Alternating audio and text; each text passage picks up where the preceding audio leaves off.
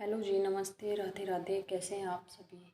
उम्मीद करती हूँ आप सब अच्छे होंगे। तो जी, सबसे पहले तो सॉरी, मैं 2 दिन से कोई वीडियो अपलोड नहीं कर पाई हूँ क्योंकि मेरी बेटी की तबीयत ख़राब है और 2 दिन से मैं उसको लेके हॉस्पिटल्स के चक्कर लगा रही हूँ। तो जैसे मैंने आपको पहले बताया था कि मेरे साथ क्या क्या हुआ है। 2022 में मुझ पे अटैक हुआ है और अब मैं इन लोगों के ऊपर एक्शन ले चुकी हूँ। उसके बाद भी ये लोग ज़मानत पे बाहर आ चुके हैं और केस चल रहा है मेरा। अभी इनको सज़ा होना बाकी है, थोड़ा सा टाइम लगेगा। इस दौरान ये लोग मुझे कितना टॉर्चर करें, कितना परेशान कर रहे हैं, और मैं सब के बारे में विद प्रूफ आप लोगों को सब कुछ बताऊंगी। तो जी, ये है क्लिप्स 2023 की। ये मेरा मकान है और ये मेरा ससुर है जो वाइट शर्ट ब्लैक पैंट में, वो ग्रीन दुपट्टे में मेरी सास है, और वो जो ब्लैक कपड़े पहन के बैठी वो मेरी भांजी है, ननंद की लड़की ईशु।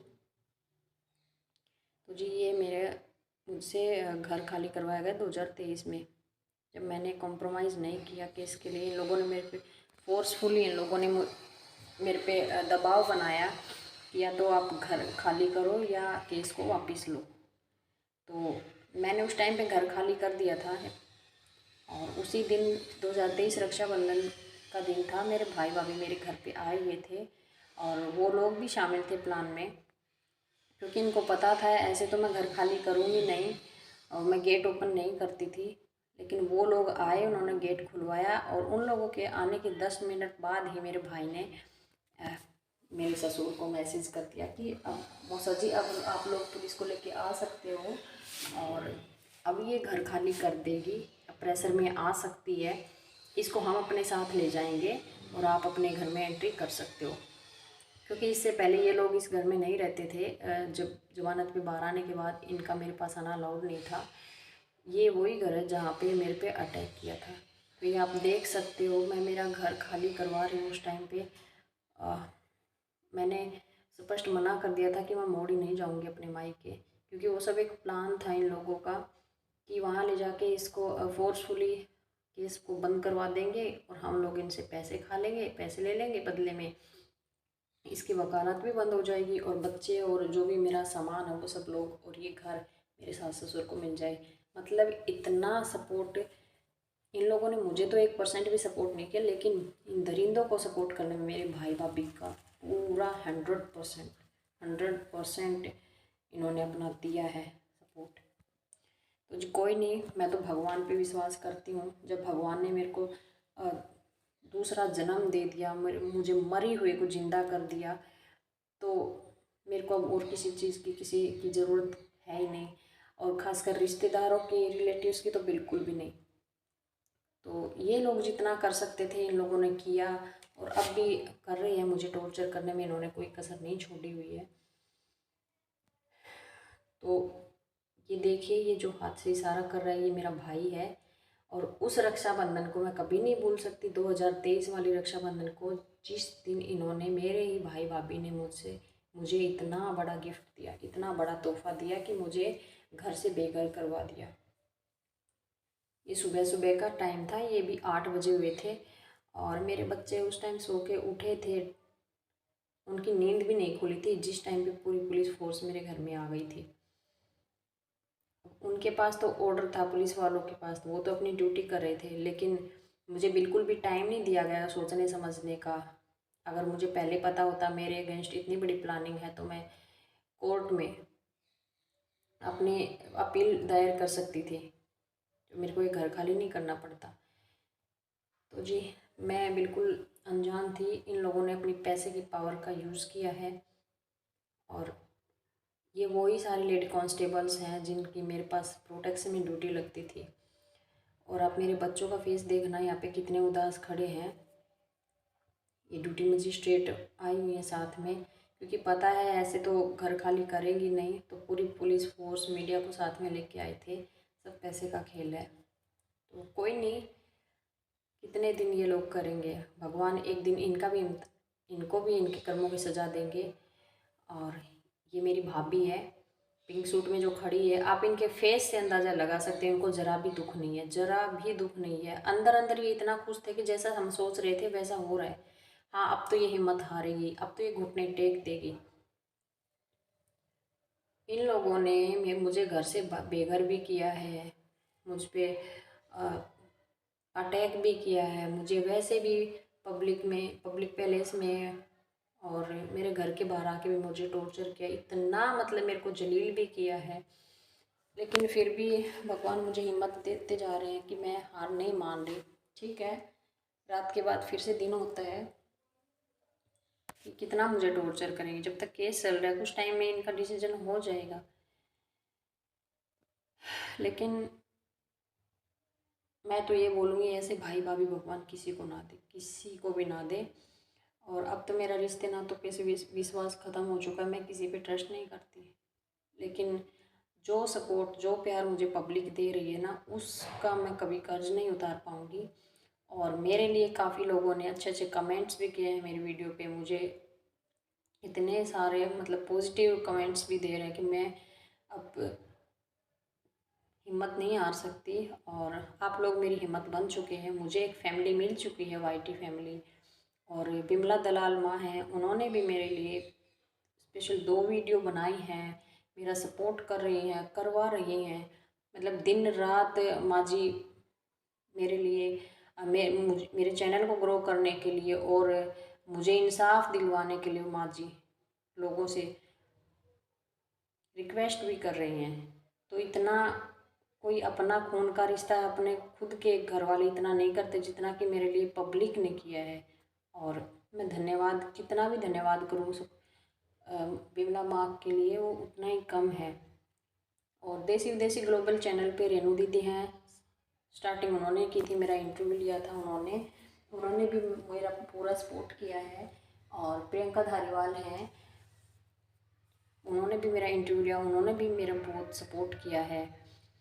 और मेरे लिए भी ज़रूरी हो गया था कि अब मैं सोशल मीडिया पे जो भी है अपनी सारी स्टोरी बताऊंगी और विद प्रूफ के साथ बताऊंगी।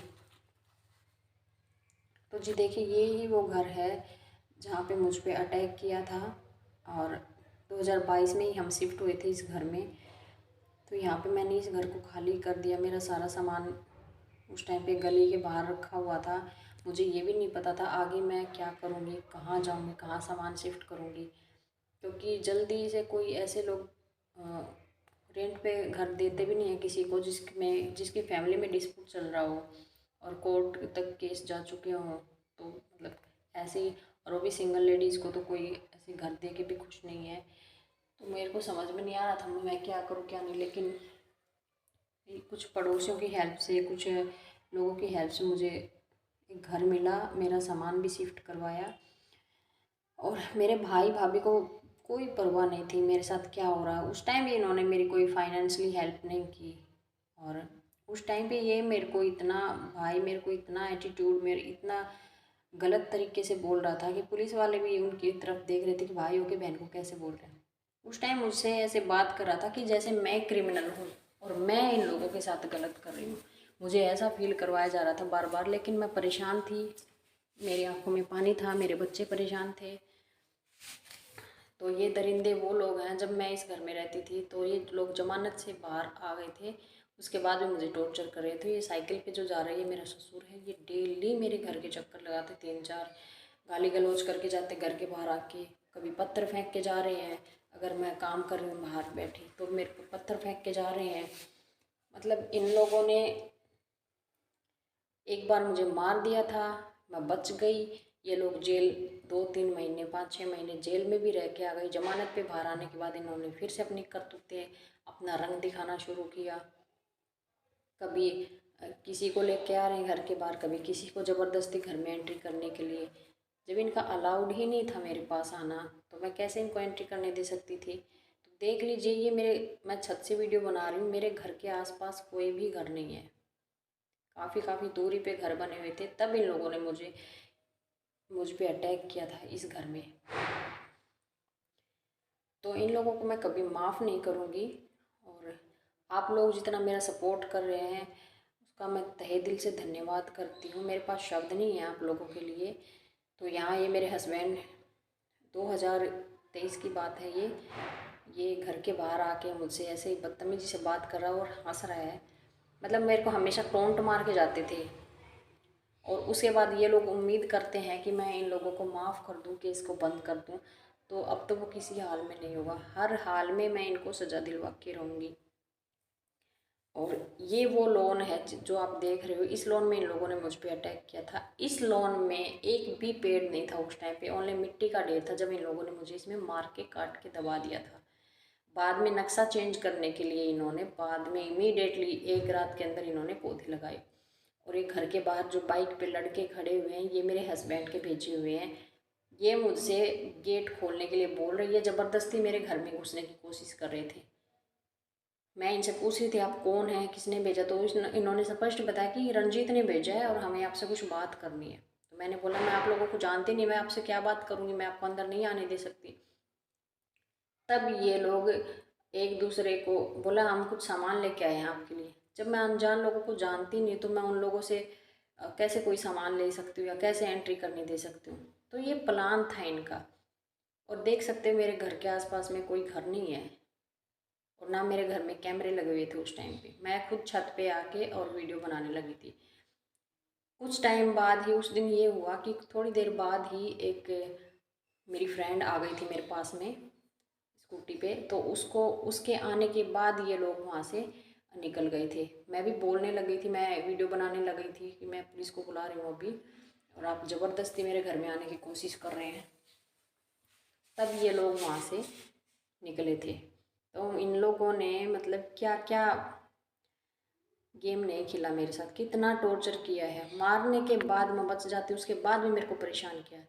तो ये देख लीजिए मेरी फ्रेंड है स्कूटी पे, इसके आने के बाद वो लोग वहाँ से भगे हैं। और ये बेवड़ा मेरा हस्बैंड है, ये ऐसे ही कंटिन्यू मुझे रोज़ परेशान करते हैं। मैं कोर्ट से घर आती हूँ, कोर्ट में जाती हूँ, तब ये कोर्ट के बाहर मेन रोड की वीडियो है। तो आप देख सकते हो इसके बात करने का तरीका, किस तरीके से इसके हाव भाव हैं। फिर मेरे मायके वाले उम्मीद करते हैं, ये लोग उम्मीद करते हैं कि मैं इनको माफ़ कर दूं। ये माफ़ी मांगने का ये तरीका होता है क्या? कितना ही बार मरूं मैं, कितनी बार मरूं। मैं खुद पछता रही हूँ कि मैंने पहले इन लोगों के अगेंस्ट स्टेप क्यों नहीं उठाया, क्यों मैंने कॉम्प्रोमाइज़ किया बार बार में, रिश्तेदारों के प्रेशर में आके, घर वालों के प्रेशर में आके। अगर मैं उसी टाइम एक्शन ले लेती तो शायद आज मेरे साथ ये नहीं होता, या मैं खुद इन लोगों को छोड़ देती। मुझे नहीं पता था मेरी किस्मत में मैंने क्या लिखवा रखा है। और लेकिन ठीक है, जो भी है, ये लोग अपने कर्मों की सज़ा भुगतेंगे। मैंने कोई गलत नहीं किया था, मेरा कोई दोस्त नहीं था जो इन लोगों ने मेरे साथ इतना बुरा किया। और सबसे ज़्यादा गलती मेरे मायके वालों की है, मेरे भाई भाभी सब उनकी गलती है जो उन्होंने मेरे लिए ऐसा घर परिवार देखा जहाँ पे एक जगह रिश्ता देखा और वहीं पे मेरे को फेंक दिया। लेकिन मैंने तो अपनी जिम्मेदारी निभाई बहू बन के। मैंने तो 10 साल इनका टॉर्चर झेला, 10 क्या अभी 13 साल हो जाएंगे, अभी तक मैं झेल रही हूँ। भले ही 2 साल से मैं इनसे अलग रह रही हूँ, लेकिन मेरे को क्या जीने थोड़ी ना दे रही हूँ। जहाँ मैं रेंट पे रह रही हूँ वहाँ पे भी मेरे को टॉर्चर कर रहे हैं, परेशान कर रहे हैं। सिर्फ पावर है, पैसे के बल पे, पैसे के बल पे ये लोग मेरे को परेशान कर रहे हैं, करवा रहे हैं। तो जी, मारने वाले से बड़ा बचाने वाला होता है, ये बात बिल्कुल सच है। और आप लोगों ने मेरे को इतनी हिम्मत दी है, इतनी हिम्मत दे रहे हैं, मेरा सपोर्ट कर रहे हैं, तो मैं दिल की गहराइयों से आप लोगों का धन्यवाद कर रही हूँ इस चीज़ में। और इन दरिंदों की एक एक चीज़, एक एक असलियत मैं सामने लेके आऊँगी।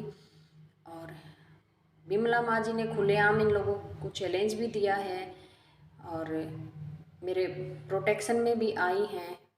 और भी काफ़ी लोगों ने बिमला माँ जी से बात की है मेरे लिए, मेरी हेल्प करने के लिए। तो उम्मीद करती हूँ ये लोग समझ जाएंगे इतने में ही, और खुशी खुशी जो भी कोर्ट डिसीजन होगा उसको एक्सेप्ट करेंगे ये लोग, तो बेटर है। अदरवाइज़ मैं, चाहे मेरे साथ कुछ भी हो, अगर मैं मर भी जाती हूँ, मुझे मार भी देते हैं, तो मुझे गम नहीं रहेगा, क्योंकि पब्लिक को कम पता लगेगा। कम से कम इन वीडियो को इतना वायरल कर दो आप लोग कि पब्लिक को रियलिटी का पता चले। ये मेरा लास्ट स्टेप है, ये मेरे को उठाना पड़ा। पहले मैंने नहीं सोचा था सोशल मीडिया पे मैं ये सब लेके आऊँ, लेकिन इन लोगों ने मुझे मजबूर कर दिया ये सब करने के लिए। तो ये कोर्ट के बाहर मेन रास्ता है, ये वहाँ पे इसने मेरे को रोका हुआ है, वहाँ पे ये मेरे साथ बदतमीजी कर रहा है। कानून में ऐसे लोगों के लिए सज़ा भी है, सब कुछ है, लेकिन पैसे में सब कुछ बिकता है, सब कुछ टोटली सब कुछ बिकता है, ये मुझे अच्छे से पता लग चुका है।